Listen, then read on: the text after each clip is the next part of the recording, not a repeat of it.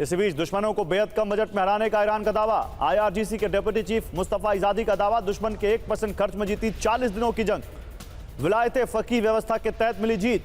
40 दिन की जंग में इस्लामी ताकतों की जीत हुई है।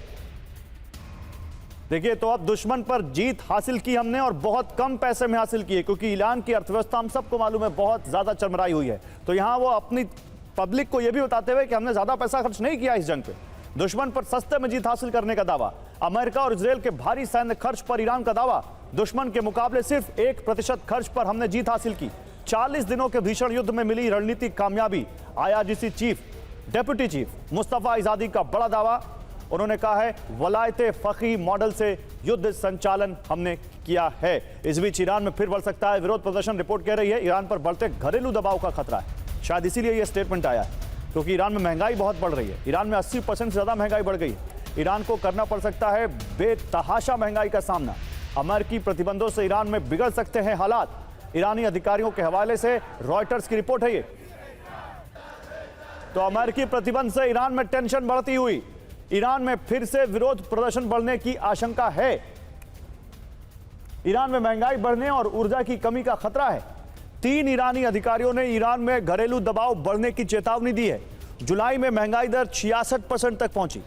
उपभोक्ता कीमतों में 88% का इजाफा हुआ। मैं अभी 80% करा था, देखिए 88%। खाद्य महंगाई दर 128% तक बढ़ी है। यानी अगर कोई चीज वहां पर 100 रुपए की मिल रही होगी खाने की, तो वो 228 रुपए की हो गई। अमेरिकी राष्ट्रपति ट्रंप की रेटिंग घटकर, अच्छा इस पर अभी आएंगे, लेकिन देखिए एक और बड़ी खबर है। अब ईरान से अमेरिका चलते हैं। अमेरिकी राष्ट्रपति ट्रंप से जुड़ी खबर है, उनकी रेटिंग घट गई। अमेरिकी राष्ट्रपति ट्रंप की रेटिंग घटकर हुई 33%। ट्रंप के मौजूदा कार्यकाल का सबसे निचला स्तर है ये। पोल में 64% अमेरिकियों ने प्रदर्शन को नकारा है। वो कह रहे हैं कि परफॉर्म नहीं कर पाए ट्रंप। करीब 80% को लंबे संघर्ष में फंसने का डर है। रॉयटर्स और इप्सोस के ताजा सर्वे में दावा किया गया है। तो ईरान जंग का असर, ट्रंप की लोकप्रियता हुई कम। ट्रंप की रेटिंग 35% से गिरकर 33% पर आ गई है। लोवेस्ट है टिल नाउ इस कार्यकाल में। 64% अमेरिकियों ने ट्रंप के कामकाज से असंतुष्टि जताई है। 80% अमेरिकियों को ईरान युद्ध लंबा खिंचने का डर है। 87% डेमोक्रेट्स और 71% रिपब्लिकन्स को लंबे युद्ध की आशंका है। 16% लोगों को अगले कुछ हफ्तों में युद्ध खत्म होने की उम्मीद है। 33% रेटिंग दिसंबर 2017 के निचले स्तर के बराबर है। ईरान युद्ध और बढ़ती तेल गैस की कीमतें नाराजगी की बड़ी वजह बनी है। अब यहां पर जनरल माथुर, 2 चीजें, 2 इंटरनल रिपोर्ट्स हैं, या कह सकते हैं एक सर्वे और एक रिपोर्ट है। एक रिपोर्ट यह कहती है कि ईरान में हाहाकारी तौर पर महंगाई बढ़ रही है। ईरान में लोग टेंशन में हैं, फिर से सड़क पर आ सकते हैं, और शायद इसीलिए वो ईरान के जो आईआरजीसी के डिप्टी चीफ कह रहे हैं कि हमने तो 1% पैसा खर्च किया अमेरिका के मुकाबले। हालांकि वो कंपैरिजन कितना सही है ये आप लोग बताएं। दूसरा, ट्रंप की लोकप्रियता भी घट रही है। तो दोनों ही देशों के लिए लोग इस जंग से आजिज आ चुके हैं। क्या इसका प्रेशर इन दोनों सरकारों पर पड़ेगा, और क्या इस युद्ध के कम खिंचने या युद्ध के रुकने में इसका कोई रोल होगा? बिल्कुल बिल्कुल गौरव, देखिए निश्चित रूप से इसका दबाव बनेगा।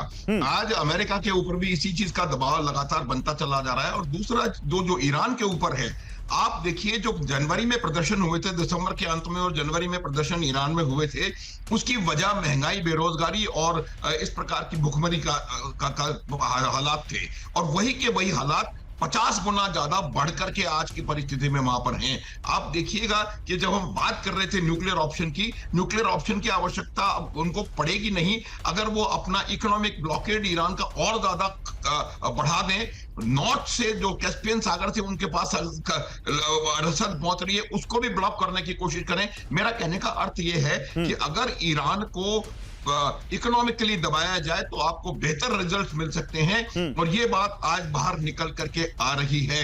एक चीज ईरान ने सिद्ध कर दी है कि मिलिटरीली आप जितना भी चाहें उनका नुकसान कर लें, वो रुकने वाले नहीं है। तो ये बिल्कुल क्लियर हो गया है कि अब अमेरिका को अपनी स्ट्रेटेजी बदल करके उनको और ज्यादा इकोनॉमिक प्रेशर उनके ऊपर डालना चाहिए, और उससे वो इंटरनल स्ट्राइफ को रिवाइव करवा सकते हैं, जहां तक सवाल ईरान का है। दूसरी जो चीज, जहां तक अमेरिका की बात है, देखिए अमेरिका के राष्ट्रपति जिन जिन चीजों को लेकर के आए थे सेकेंड टर्म में, उनमें से एक भी वो पूरी नहीं कर पाए। सबसे बड़ा उनका था, मैं पूरी दुनिया के सारे युद्ध रुकवा दूंगा।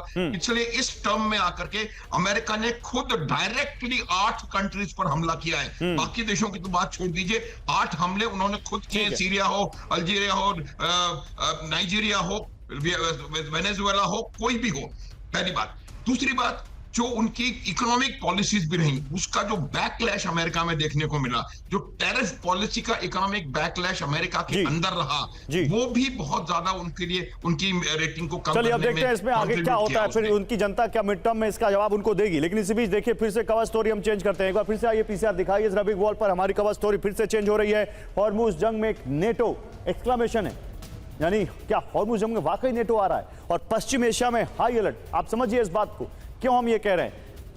हॉर्मुज स्ट्रेट पर ट्रंप ने ईरान को चेतावनी दी है। हॉर्मुज मामले पर सरेंडर करे ईरान, ये ट्रंप कह रहे हैं। हॉर्मुज को अमेरिकी इलाका घोषित कर सकते हैं ट्रंप। हॉर्मुज पर अमेरिका का पूरा कंट्रोल।